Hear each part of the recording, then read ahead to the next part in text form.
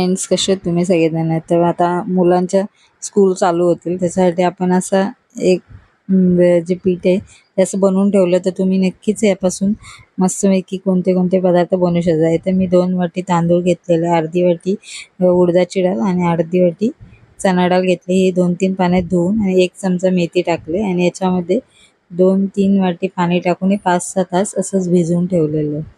आणि भिजवल्यानंतर आपण याला आता बघा मस्त भिजलेलं ते आता वाटून घेणार आहोत. तुम्ही तांदूळ कोणताही घेऊ शकता, जर ते रेशनचा घेतला तरी चालू शकतं.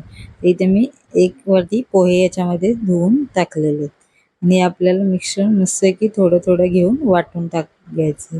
याच्यामध्ये थोडं पाणी ॲड करून आणि असं भरडच थोडं मिश्रण हे करून, कारण त्याच्यामुळे ते हे चांगले होतात. म्हणजे इडली वगैरे तुम्ही जरी बनवायची असेल किंवा डोसा झाला किंवा उत्तप्पा वगैरे ह्या गोष्टी याच्यामध्ये जास्त म्हणजे एकदम बारीक पीठ नाही करता थोडं भरड ठेवलं तर चांगलं होईल.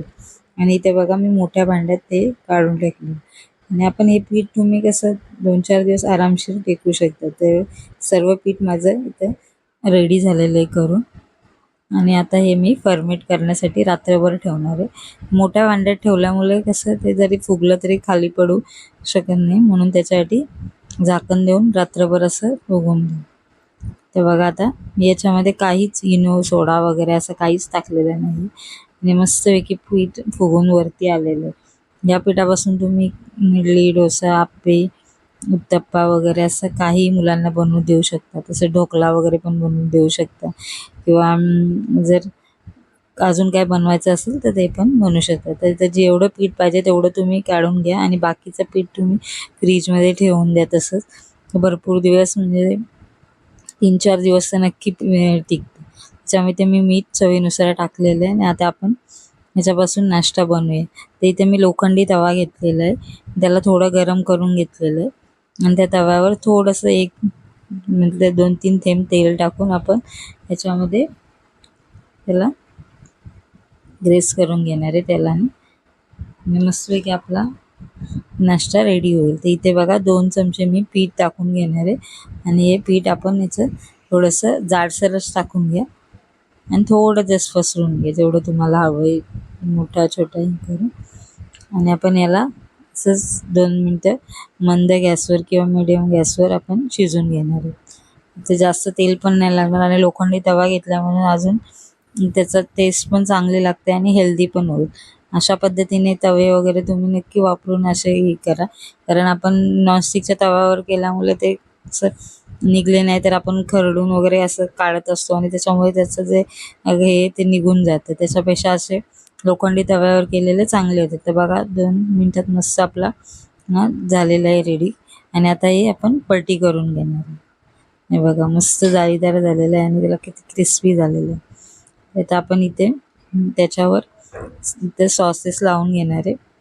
तर सॉस लावून जो तुम्हाला आता टॉमॅटो सॉस असेल तर टॉमॅटो सॉस घ्या किंवा पिझ्झा सॉस पण तुम्ही इथे लावू शकता. तर माझ्याकडे पिझ्झा सॉस होता, पिझ्झा सॉस. तर मुलांना साधा उत्तप्पा वगैरे खायला आवडत नाही, तर याचं अशा पद्धतीने केलं तर नक्की ते खातात. म्हणून बाहेरून पिझ्झा आणण्यापेक्षा अशा पद्धतीने आपण त्यांना वेगवेगळ्या व्हरायटीजच करून देऊ शकता. तर इथे मी पिझ्झा सॉस सर्व बाजून लावलं. तुम्हीच ते पिझ्झा सॉस नंतर ते टॉमॅटो सॉस आणि थोडा चिली सॉस लावून तुम्ही याला असं रेडी करू शकता. बघा पिझ्झा सॉस टाकलेला आणि मी याच्यावरती भाज्या टाकणार. तुम्ही पाहिजे तर बारीक चिरून टाकलं तरी होऊ शकतील. थोडे काप करून ठेवलेले, थोडे थोडे बारीक चिरून टाकले तरी, कांदा, शिमला मिरची, टोमॅटो असे डायरेक्ट बारीक करून कापले तरी मुलं खात नाही, म्हणून जर तुम्ही बारीक करून टाकले तरी होऊन जाते. आणि अशा आपण जेवढ्या भाज्या तुम्हाला त्या तुम्ही याच्यामध्ये टाकून देऊ शकता. आणि याच्यामध्ये आपण थोडे मसाले पण ॲड करणार आहोत. सगळे घरातलं तुमच्या असं तर काळी मिरी वगैरे, चिली फ्लेक्स, आपण सुकी मिरची घेऊन तिला फक्त मिक्सरमध्ये बारीक केलं आपलं चिली फ्लेक्स रेडी होईल. तर बाहेरून आणण्यापेक्षा असेच काही काही आपण घरात बनवलेलं तर चांगले होत नाही. पिझ्झा मसाला असेल तरच टाका, नसेल तर नका टाकू.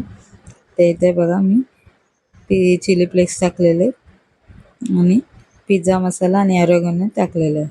जर नसेल तुमच्याकडं तर नाही टाकलं तरी चालेल, पण ते थोडंसं एखादी मिरची असेल ती तुम्ही वरून टाकू शकता थोडं तिखट होण्यासाठी. आणि थोडे ब्लॅक पेपर म्हणजे काळी मिरी टाकू शकता. आता याच्यामध्ये आपण वरून चीज टाकणार आहोत. तर तुमच्याकडे चीज क्यूबवाला चीज असेल ते पण टाकू शकता. ते मी मोझरेला चीज होतं म्हणून माझ्याकडे मी टाकून दिलेलं.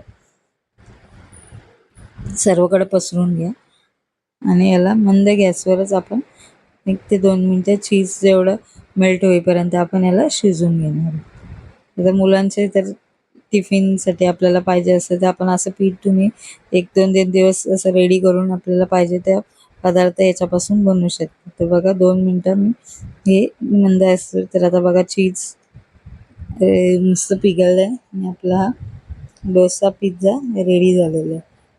असेच पदार्थ मुलांना नक्की बनवून द्या. असे वेगवेगळे पदार्थ तुम्ही बनवून देऊ शकता. त्याचं हे पीठ बनवून ठेवून तसंच तर तुम्ही सॉस बरोबर वगैरे मस्त नसेल सॉस खायचा तरी नुसतं पण ते टेस्टी लागतं. मस्त क्रिस्पी आणि एकदम टेस्टी असं होतं. जर मुलं भाज्या खात नसतील तर भाज्या थोड्या बारीक चॉप करून टाकल्या तरी होतील.